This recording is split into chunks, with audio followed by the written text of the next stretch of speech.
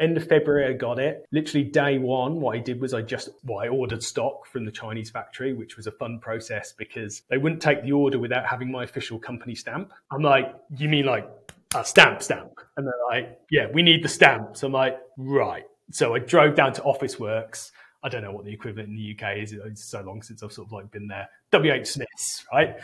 And went and got a stamp. Spent 2 hours lining up all the sort of like little letters to stamp the printout, and they're like, okay, we can accept your order now. I'm like, cool.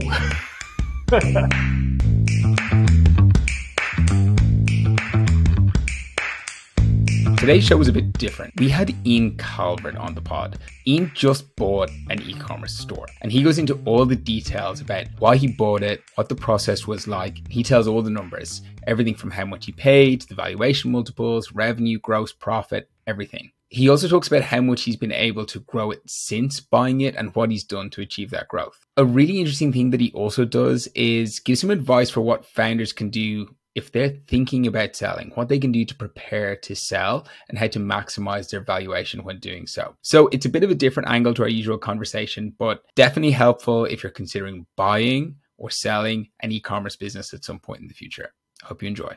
Hi, everybody. Welcome to Shaking Things Up, the podcast from Wayflyer. I'm Stephen Duke. I'm head of marketing here at Wayflyer. And in this show, we go deep inside some of the best minds in e-commerce to figure out what they're doing to tackle some of the big problems that e-commerce operators are facing. So today we've got Iain on the show. Iain, welcome. Good to be here. How are things? Very, very, very well. For folks who don't know Iain, so Iain's an e-commerce consultant and trainer, and he's worked with some really impressive brands like Billabong, Vogue, Quicksilver, and hundreds of others over the last number of years. So he applies a lot of what he's learned working for big e-commerce businesses now to, kind of small to medium-sized independent businesses that sell online. And he's primarily focused in Australia, but has done a lot of work internationally as well. Now, Iain, there's a few things I'm excited to chat about today, but the number one thing on my list that I got to ask you about is about this business that you recently bought. So you just bought an e-commerce business, is that right? Yeah, so I bought an e-commerce business for the price of a holiday. And it's going really, really well. It's fascinating, actually. I think a lot of people think only big businesses are bought, and it's like hundreds of thousands of pounds or dollars or millions of dollars and stuff like that. Whereas actually you can buy them for really cheap. And I work with a handful of e-commerce businesses and really hands-on with them. I work with the founders and essentially running ads, helping them manage inventory, basically anything that makes them cash flow positive. So any of the big costs, I'll help them sort of like look after. And all my clients are doing really well, like paying off their mortgages and stuff like that. I'm like, I want a bit of that. And I was going to set up some of my own, and I just came across this idea of sort of like buying a business. So I started looking into it, and I just went down the rabbit hole. It's amazing. So okay, so I can see the attraction of this, right? I think there's a lot of us who've worked in e-commerce for a while, kind of maybe seen some of the successes. Yeah. And I've always thought about potentially buying a business. I know I've thought about it a couple of times. You are not alone. But what's the next step, I guess? Because I think there's a lot of people who thinking about it or maybe doing a bit of research and then it ends there, right? There's very few people actually have kind of gone through with it. So what was kind of the first step you took once you're like, yeah, this is something I might want to do? Well, before I go into the first step, I'll kind of run through my thinking of how I sort of like got to doing it. So I've been working in e-commerce for a lot longer than I dare sort of like say, right? And I know what I'm doing. I can build websites, I can run all the advertising, do all these sort of like bits and pieces. And I worked out it was going to cost me $15,000 per idea to trial it. Right, so that's 5,000. So this is Australian dollars. So halve it for pounds, and US dollars would probably be like 60% of that. You guys can do the maths, right? So it was going to be $5,000 on stock, $5,000 on advertising, $5,000 on something else. But let's say if we go to the pub and we chat about an idea, like think about how many e-commerce ideas you've come up with, like, oh, we should do that, or we should sell that, right? You don't know it's going to work until it's out there. And it hits sort of like the market. So 15 grand. Chances of that working, first one, honestly, I reckon 20 or 30% at best, right? So by the time you do a couple of those to get market fit, that's $45,000. That's quite a lot of money, or what's that in pounds? Like 22,000 pounds. You can do the euro sort of like calculation. So it's like, okay, that's kind of risky, and I know what I'm doing. So what I realized was that, well, why don't I buy a business that's already running that I would normally take on as a client and grow, but then I just buy it sort of like outright, because essentially it has market fit. And market fit is the hardest thing to do, because we always think this is a great idea, right? Yeah, we're going to go do this. Everybody's going to want to go and buy this. And you just don't know. There is literally no formula to it. There's that leap and you've got to go and do it. So I was like, okay, right. So let's start looking into this. So there's actually loads of marketplaces where you can buy websites to answer the question of where can you find these businesses to buy. So there's one called Shopify Exchange that just sells Shopify stores, and it gives you all the information on them, the revenue, all these other bits and pieces. There's another really good one called Flipper, which is really, really good. A lot more detailed. It's not just Shopify stores. There's one called Micro Acquire. There's another one particularly for Australia called Aussie Acquire. There's actually plenty. And it's literally like a shopping website. You just go in and go, okay, I'm looking for a website that costs insert amount of holiday, should we say, and it will show you all of them. It will show you all their stats. You then just go through, and the trick is knowing what to look for, which we'll get on to sort of like. Yeah. But yeah, it's like you go shopping for them. And so what were you looking for? Did you have a set of criteria that, you were applying to this search? Absolutely. So I call it an investment thesis or a shopping list. So, when you go to the supermarket and you're hungry and you don't have a shopping list and you just come home with like Nutella and crackers for dinner, it seems like a great idea at the time. Exactly the same thing when you're buying a business. You wander around and you don't know what you're looking for. So what you do is you write down exactly what you are looking for. And the trick is, you don't say, oh, I'm looking for a surfing website, for example. I'm a very, very passionate surfer and wakeboarder. That's my interest, but I was not looking for a surf store. I was looking for a store where the numbers add up. So what I did was I just wrote this investment thesis. It sounds much fancier than it is. Shopping list of, okay, needs to have, it needs to have been trading for 12 months. So it's got some history, at least, ideally 24 months. Conversion rate of 2%, average order value over 100 Aussie dollars, 50 quid. Again, you can do the calculations sort of like for international. And also I wrote the categories that I didn't want to be involved with. So I didn't want multi-size SKUs, so like fashion or anything like that, or I didn't want cosmetics. Reason for that I didn't want multi-sizes was you've got to carry a load of stock and that gets really, really complicated. I wanted simple and straightforward. Cosmetics, super competitive, like really, really sort of like hardcore. I also didn't want anything faddy. I actually wanted something pretty boring, low competition, so it was really easy to run. Now, when you write that down, you're making a decision, a non-emotional decision. And then when you start looking through these stores and you ask for like a summary P&L, all of a sudden you come across a store that's you just don't think you would buy. Because like the store that I bought, I wouldn't buy the product. Like I'm not the customer. So it was one of those ones where you make a decision, let's say in January, about what you're going to buy. And then in February, you find it and you've got no excuse not to buy it because it's exactly what you're looking for. Again, you go to the supermarket, go, right, I've got to get this, I've got to get this. You're taking the decision out. So that is the absolute key step, and it's the difference between just having a look on Flipper or having a look on Shopify Exchange and actually going through and doing it. Yeah, totally. And so which actual site did you find the Shopify Exchange for me? Shopify Exchange. Okay, cool. Yeah, and so I was looking across all of them, but it just happened to come up on that one. Gotcha. And so it's something that you don't buy. What is it? Can you tell us a bit about the product? So this is the thing, right? The only thing I will not tell you is the brand name. I will tell you anything else. I'll tell you exactly how much I paid for it. I can run you through like a cash flow thing. I can run you through profit, all of those bits and pieces. And the whole point is it doesn't actually matter. And I get asked this all the time. It's like, oh, what's the store? Kind of shows like it doesn't matter. You're buying by the numbers. Gotcha. So let's get into that then. Let's start with what you paid for it. How much did you buy it for? $5,000 US. So at the time that was 7,500 Aussie.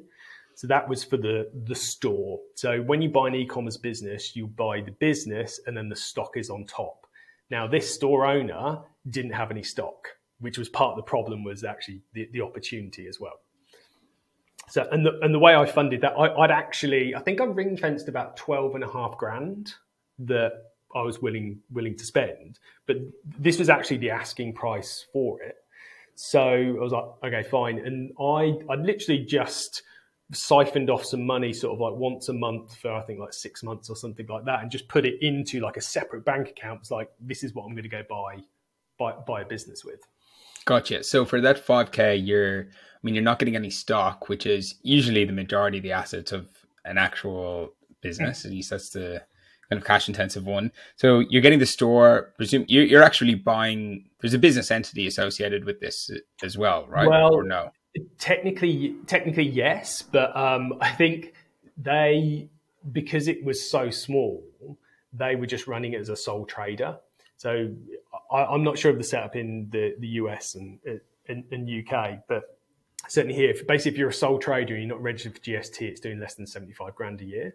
So what I did, and I've been told that I am not a finance professional, so you need to talk to your tax accountant, blah, blah, blah, and all that, which I used to find really annoying, but it's totally true. It's because everybody's circumstance is different. But I bought the assets of the business, and then I transferred that into a new business entity that I'd had set up. Okay. So it's like, so we're literally talking website, like the logo, all the images from influencers and stuff like that, the connections with the factory, all of these bits and pieces that get transferred. Now that's technically what I was buying, but actually what I was buying was market fit.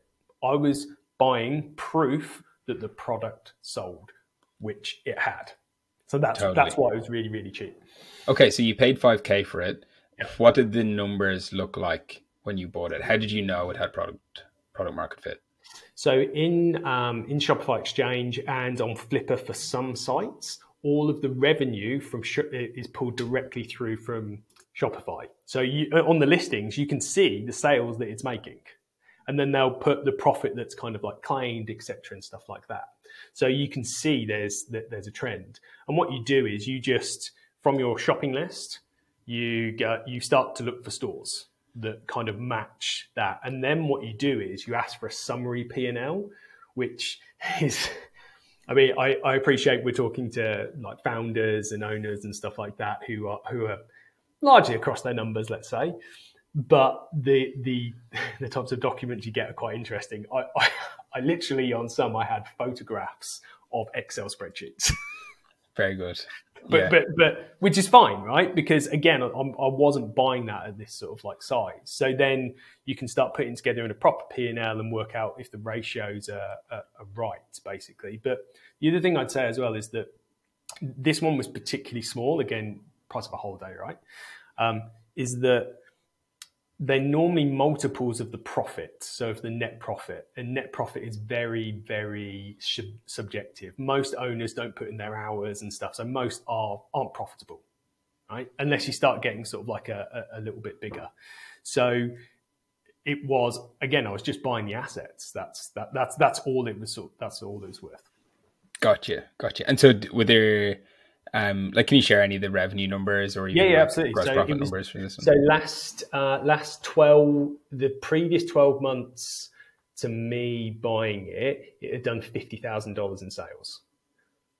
Wow. So £25,000. I don't know what that converts to euros, but yeah. So you paid like 10% of the trailing.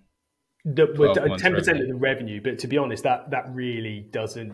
That's not a good valuation. And because honestly, what I found was there's two types of stores for sales. There's one that are massively overvalued. The owner thinks it's the best thing in the world. Just like honestly, you see some of the listings. This is $1 million idea, and you're like, okay, why aren't you doing it? And they've got loads of stock and haven't sold anything. Or there's these smaller ones that have been set up by people, particularly during COVID. They just jumped on the Shopify thing, they set them up, and there's some absolute duffers out there, don't get me wrong, but there is some real gold. and they got it to a certain level, but they can't take it any further.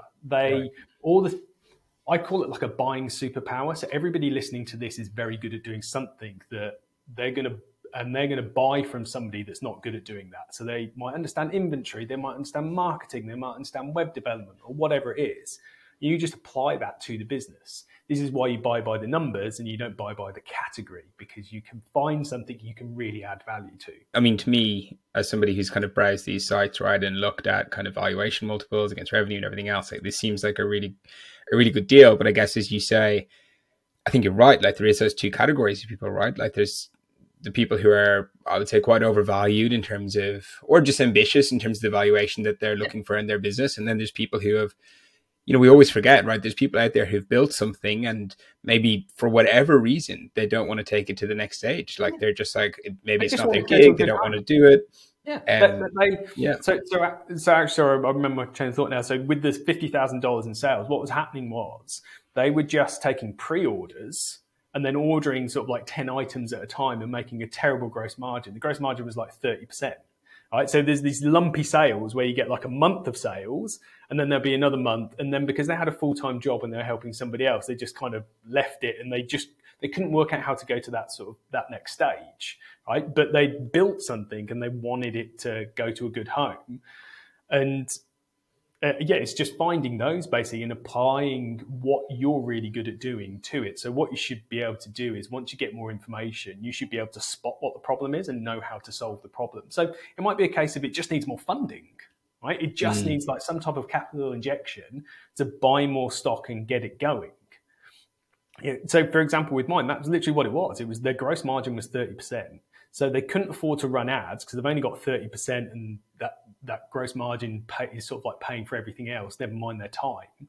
So all I did was I just came in and found out how much it was going to be if I ordered more stock, did the gross margin, did the unit economics calculations, and went, right, okay, cool. If I order this amount, I'm going to make 50% gross margin. The more I order, the more it goes up. So this is going to scale really, really well. And then I've just got to run ads. And that's literally all I did. I culled a load of SKUs because there was no gross margin in them, or it was a really low average order value. And that was it. And off it goes. I didn't even change anything on the website. I didn't change any images. I didn't do all those bits and pieces. It's just, I identified what the problem was. And then from day one, I was like, right, bang, let's go in there and sort of like fix that. Yeah, right. Okay. And so when did you actually then like get the keys?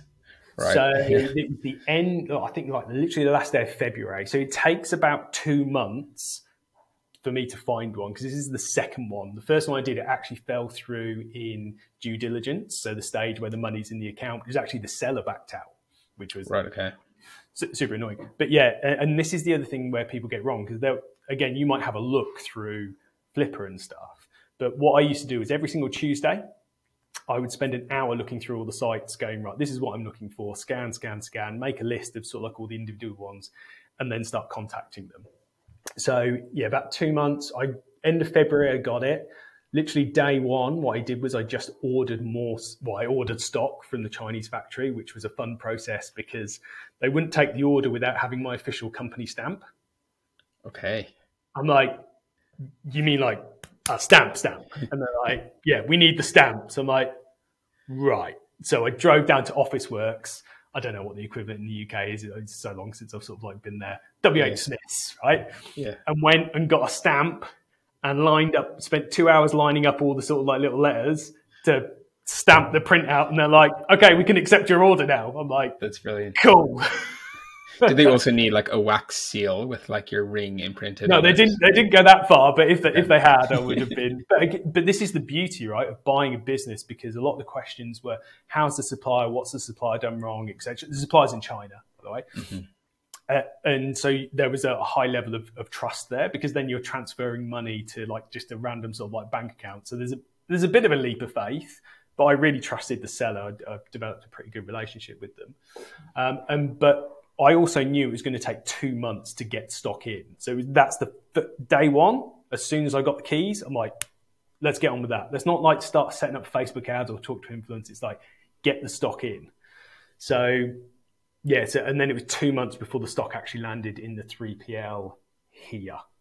Gotcha. And so how's the business doing now? With what, maybe 7-8 months on from when you got the keys to it, and maybe what, 5-6 months since stock has landed? How are the numbers doing? Yeah, great, really good. So what I did was I did a very conservative forecast. I basically sort of went worst case scenario. It was like, if it's going to take me 6 months to sell this stock, then that's, I think because the average order value is so high, I think I worked out it was like 4 sales a week. I'm like, I can do 4 sales a week. I'm pretty sure. I'm pretty sure I can go and do that. And the challenge was because there was 2 months to getting the stock that I couldn't sell, because one of the things that I realized was in this category, loads of people do pre-sales, or it takes 60 days to get the order. And my whole thing was, and I think this is the key to e-commerce, is getting stuff to people quickly. I think, and this is the opportunity that I saw. So I was like, well, I'm only going to start selling when I actually have the stock sort of landed. But then I got this amazing bit of luck where I just got an email from a journalist from the AFR.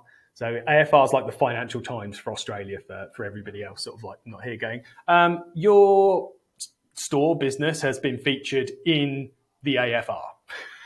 And wow. I'm just like, what? And I'm like, right, okay, cool. So just like I put pre-orders on just to kind of capture sort of like some of those. Great. I call it a good return on luck, basically. So I actually just took some pre-orders. The stuff was actually on the water as well, so I knew when it was going to be here, because I didn't really want to have to deal with loads of people going, oh, where is it? It doesn't matter how long you tell people. And also, if you do pre-orders, I had a client that did a pre-order over 3 months, and Facebook threw an absolute hissy fit and shut down their account and all those bits and pieces. Wow. So I think it was the end of March, started taking pre-orders, then made sales, then got loads of sales through April. So we're at the end of August, we'd done 36 grand. And that was basically being in stock for like 3 months. So if I just stay in stock with the SKUs that I've got, I'll pretty much triple the revenue. Yeah. Wow. That's straightforward. So it's going really well. The challenge for me is now adding more SKUs, because the sale of the main product that does really, really well is pretty stable. It's a high average order value, and I know roughly how many it's going to sell. Having said that, September was an absolute shocker. Right. Absolute shocker. It's come pretty good now. The first couple of weeks, it was up until then, it was pretty good. But I know, because I'm pretty sure I can build it up to about $1 million in revenue. I just need to have about 8 different solid SKUs. So had some samples delivered. Unfortunately, they were delayed, and then I was living overseas for a couple of months to avoid the good old Melbourne winter. So then that's kind of delayed things sort of slightly. But yeah, basically ahead of forecast, reordered twice the amount of stock that I did first time after about 2 months, because I knew it was going, basically. Yeah, super interesting. So I know a lot of the folks who would listen to this are, business owners themselves, or they're founders, CEOs, CFOs. And so they're on the other side of this deal, right? Now, most of them are probably running businesses probably a little bit bigger than this, but a lot of them I know are always in the back of their head are thinking about a sale, right? Like it's the end goal for a lot of people. It's, they build really good businesses, but ultimately it's a great way for people to cash out, right? And to move on to the next thing or whatever else it is they want to do. So you've been you're a buyer, right, of e-commerce businesses now. From your perspective, what can a founder or an e-commerce business owner do to increase their chances of having a successful sale and having it at a valuation that they're happy with? Basically, what you're looking for is you're looking for consistent sales and consistent profit. What good buyers are looking for is slow and steady profit and sales, right? Because when you're buying, there's such a risk. You're like, is this thing just going to tank the day that I buy it? Whereas if it is consistently doing that, then that's how you get higher multiples, because it's normally done based on a multiple of net profit, anywhere from 3 to 5, depending on how much growth potential there is and how much margin and all these other sort of like bits and pieces. So that's the thing that buyers are looking for, or that's the thing that savvy buyers are looking for if they're buying by the numbers. That consistency, yeah. Your consistency. I don't want in e-commerce business. I don't want to see this, right? Because that is really, really, really hard to manage from a stock perspective, because you run out of stock. Because the key to any e-commerce business is your forecasting, having the right stock. And you can only do that if you've got consistent sales to know what is then going to come in. It feels really good when you get that big bump in sales. You're like, oh, this is amazing and stuff like that. But then you go, right, well, how much do I order next time? I don't know. And this is the problem that a lot of people had during COVID, and they've really, really got stuck on it, is that they had these massive booms. They turned everything up and everything was amazing. And then they couldn't get enough stock because stuff wasn't getting shipped over quick enough. And all of a sudden shipping or the supply chain sorts itself out. They've all gone and over ordered, and then things have slowed down, and now they're all going on sale, and it's just gyrating like this. And that is, I'm sure there's people listening to this now who might still be on that emotional roller coaster. That's not somewhere you want to be. You want to be slow, steady, and consistent. That is that's what buyers of bigger businesses that are pretty switched on are looking for. That's really interesting. We at Wayflyer, obviously, we finance these businesses, right? And so when we're assessing these businesses, we're looking for something similar, right? It's predictability in revenue. So it's not just about how big you are. It's like how predictable is your revenue over the next few months, right? Great if you got a big spike, but actually, do you know what drove it? And can you do that again next month and the month after? And that's why, when we see really good ad marketing performance, and we can see that sales are tied to marketing performance, and that's consistent, and you've been doing it for a number of months, that makes us much more confident in that business's ability to then go and drive and increase revenue over the next few months as well. Exactly. So I'm interested. Buying a business, it's managing risk, right? That's what you guys are doing at Wayflyer. You're managing risk. It's exactly the same thing when you're buying an asset. That you think about how we started this conversation. The reason that I did it was that there was a much higher likelihood of it working rather than starting something from scratch. Yeah. So I'm going to come back to this this point around predictability, because I'm interested to hear if you have any thoughts around how we can improve it. But I want to follow up and dive a little bit deeper in terms of preparing your business for a sale, right? So if you're running an e-commerce business now, we know that consistency, predictability, that's something that's very important if you want to be able to attract good potential buyers. What else? What else can kind of attract people, drive the valuation, or even just make the process go smoother? So clean books is number one. Absolutely. So having been involved intimately with a lot of different businesses, you can always tell good businesses because their P&Ls are consistent. When stuff's getting invoiced at different times, it goes, oh, this happened, and it's gyrating up and down, that is normally a symptom of a bigger problem. Right? It's almost like that's where everything sort of like comes out. So you want clean, solid books and it depends on the size, right? So let's give this a little bit more context, right? Let's say you've got a $5 million, $6 million business, right? Say Aussie dollars, again, if we can do their sort of like conversions. That's fairly significant. You've probably got a team of sort of like 4 or 5 people doing that. If you're running it sort of like properly, that's a bigger purchase, right? Because you're going to take over sort of like teams and stuff. So you want to see that the profit is consistent. And if there's a reason that the profit isn't consistent, that it's very clear why that is, right? So I'd say that's pretty key. You want to know who you're selling to. So as a seller, you want to get the highest multiple possible, right? So you want to have something that's very defensible. So that's normally a really strong brand. I really, really do believe the differentiator between good e-commerce businesses and bad ones is the ones that have got a good, strong brand, because everybody can come along and copy your product. It's people have that emotional sort of like buy. So you'd be wanting to go, this is why people buy from us. This is the following that we have. Yeah. I completely agree. And on your point around kind of having clean books, the way I think about that, and it's actually the founder of Wayflyer, Iain Calvert, has a really good saying around this, which is around taking away the reasons for someone to say no, right? And so irregularities in your books is like, it's just easy. As you say, you come with your shopping list, right? The buyer maybe has like 5 or 6 different opportunities they're looking at.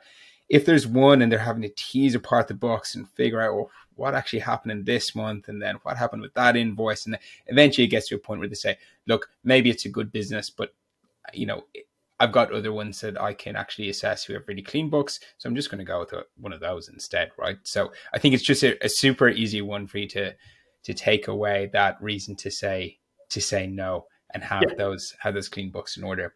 And so I also, want to come. It depends. Sorry to labour the point, but it really depends on the buyer, right? It's kind of like, essentially it's classic marketing. It's you might.